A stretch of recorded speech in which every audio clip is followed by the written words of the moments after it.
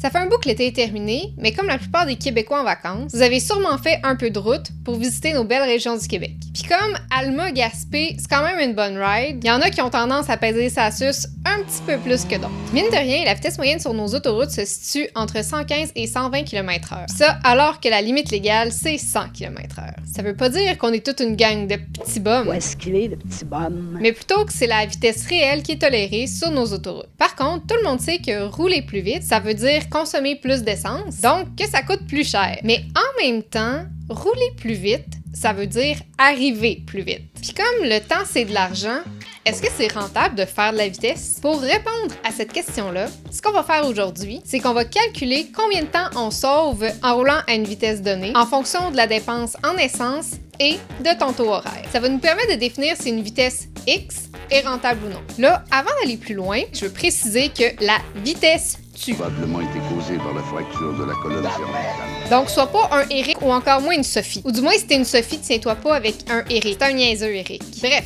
c'est des maths, on s'amuse, essayez juste pas ça à la maison, OK? Selon la plupart des études à ce sujet, une voiture moyenne est plus économique à une vitesse de 90 km/h sur l'autoroute. Ensuite, chaque kilomètre de plus est de plus en plus coûteux. Grosso modo, si tu roules à 120 km/h pour la même distance parcourue, ton char dépense environ 20% plus d'essence. Faut aussi spécifier que la plupart de ces études s'arrêtent de calculer la consommation d'essence à une vitesse maximale de 120 km/h. Possiblement pour des raisons légales. Mais comme nous, on est sans foi ni loi, on va calculer ce que ça donne au-delà de cette vitesse. Pour faire ça, j'ai utilisé la régression linéaire afin de calculer environ combien d'essence tu as besoin pour parcourir 100 km quand tu roules plus vite que 120 km/h. Je t'achale pas plus longtemps que ça avec ma technique, mais je voulais juste plugger un concept mathématique parce que mine de rien, c'est ça que tu es en train de regarder, des maths. Je t'invite donc à aller sur mon site web pour connaître les limites de cette technique puis plein d'autres patentes un peu geek mais vraiment intéressantes.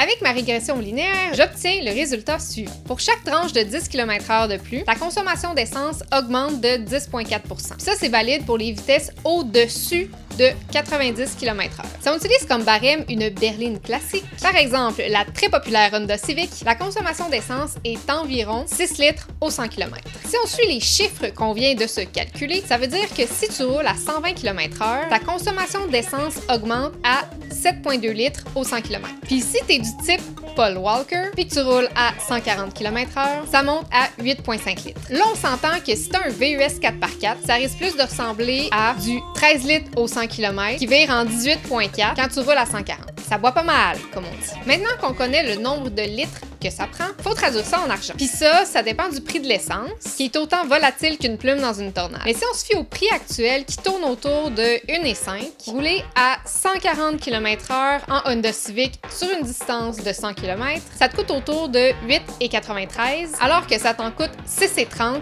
de rouler à 100 km/h. Ça, c'est une différence de 2,63 $ pour un 40 km/h supplémentaire.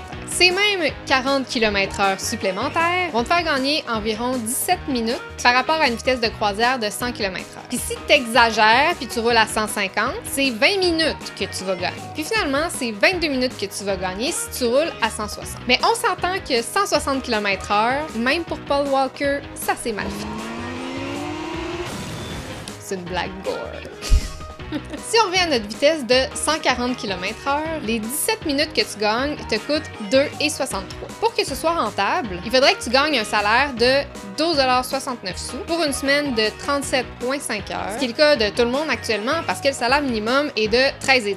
On peut donc dire que si tu as une Honda Civic, peu importe le salaire que tu fais, ça peut être rentable de rouler à 140 plutôt qu'à 100, à condition de pas te faire pogner, puis que l'essence reste pas chère. Si jamais elle venait à remonter à 1,50 comme en 2018, il faudrait que ton salaire soit au moins de 18 $ de l'heure pour que ça vaille la peine de rouler aussi vite. Puis ça, ben c'est pas valide pour ton Ford F450 avec un Winnebago de piné en arrière. Avec ça, t'es pas mal mieux de rouler à 90 km/h sur le cruise. Avant de partir sur la trace, je veux juste vous rappeler que tout ça, ça calcule pas l'augmentation du risque qui vient avec la vitesse. Comme personne ici a le goût de finir dans un clip de Projet Orange, ben ça vaudra jamais la peine de risquer sa vie pour une coupe de piastres.